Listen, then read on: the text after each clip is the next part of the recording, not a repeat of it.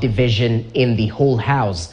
This is after Majority Leader proposed to the House to unanimously pass the 10 names in a single motion, an issue that was rejected even by some members of the Appointments Committee.